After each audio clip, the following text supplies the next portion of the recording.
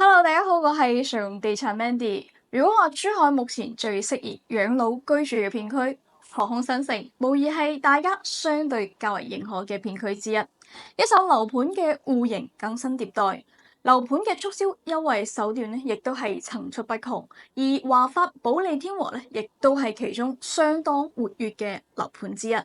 用剛需嘅價格買高爾夫球場景、山景、湖景、海景以及濕地公園景觀，最近咧更係打出咗單價1.6萬，仲送埋車位咁樣嘅一個價格優惠力度。咁究竟真定係假呢？今期咧就同大家一齊深入咁樣了解一下呢一個樓盤。華發保利天和其實並唔係屬於航空新城嘅核心區域內。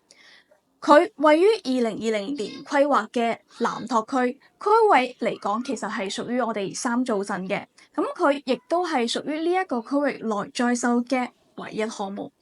開發嘅週期相對咧會比較長，係一個需要耐心等待嘅樓盤。呢一個項目嘅總體量咧係可以達到236萬方，係當之無愧嘅巨無霸。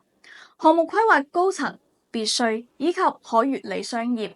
體育公園、社區會所等配套，憑借住呢一塊稀缺嘅高爾夫球場地，咁按道理嚟講咧，佢亦都係相對嚟講係比較唔錯先啱嘅。但係咧，事實上並非如此，其中不乏以下嘅原因：配套兌現度有限，樓盤嘅底商招商情況較差，商業廣場嘅空置率較高。鄰里中心亦都係在建當中，交通嘅配套方面嚟講，公交線路咧亦都係比較少噶，所以出行咧主要亦都係以自駕為主。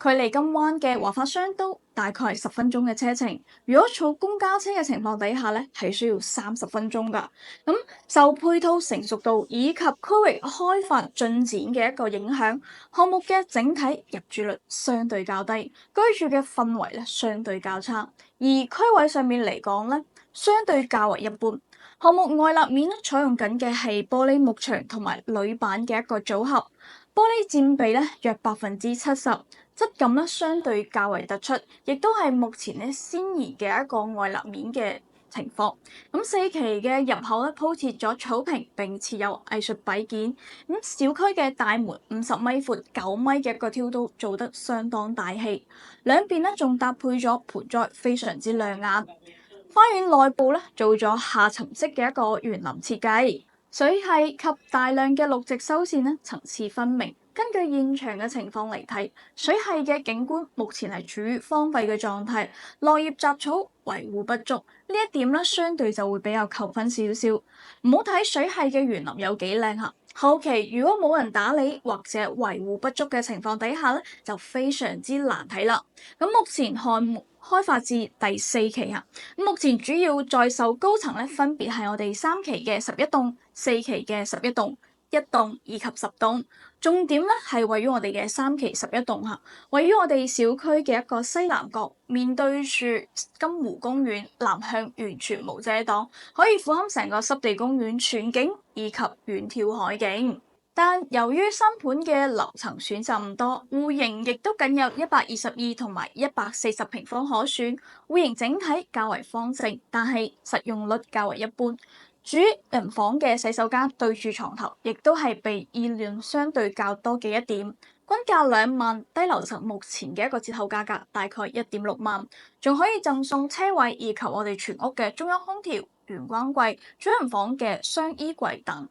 咁再嚟睇翻我哋嘅第4期，小區採用緊嘅係圍合式嘅一個佈局，棟與棟之間咧完全錯開，實現咗全南向嘅採光，南北兩面嘅個景觀更係各有千秋。一棟總高33層，兩梯4伙，戶型咧係95平方同埋143平方。11棟嘅總高26層，兩梯4伙，戶型咧110平方同埋124平方。使用率對比翻我前期嘅戶型嚟講嘅話，有所提升，但係咧亦都存在咗設計上邊嘅瑕疵。畢竟咧，所有嘅單位都冇可能做到十全十美。比如話北方正嘅一個正大門嘅入門設計啦，洗手間同埋房間相對偏細等問題啊。但係咧4期嘅各個戶型嘅分析咧，我亦都已經整理好啦，回覆戶型咧即可領取嚇。呢一個之外嘅話咧，除此之外，4期目前仲喺度建設當中，未來嘅1至2年內咧係會伴隨住一定嘅一個施工噪音同埋建築灰塵等問題嘅。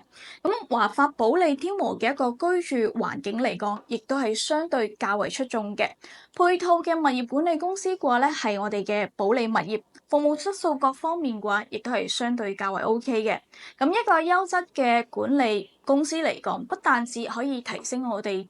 住嘅舒適度，房產嘅保值情況嚟講咧，亦都係有一大優勢嘅。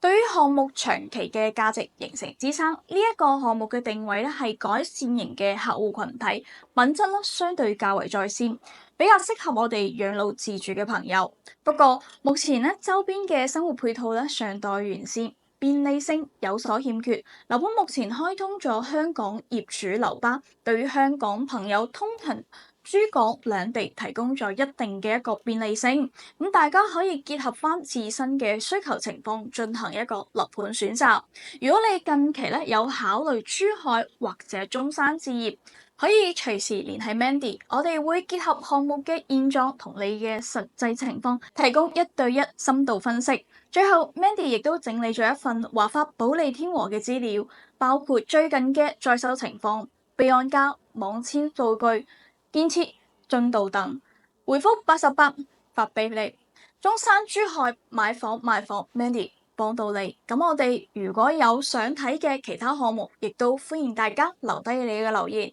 咁未關注嘅朋友嘅關注同撳一撳旁邊嘅小鬧鐘，咁先可以及時接收到我哋嘅最新消息。下期再見，拜拜。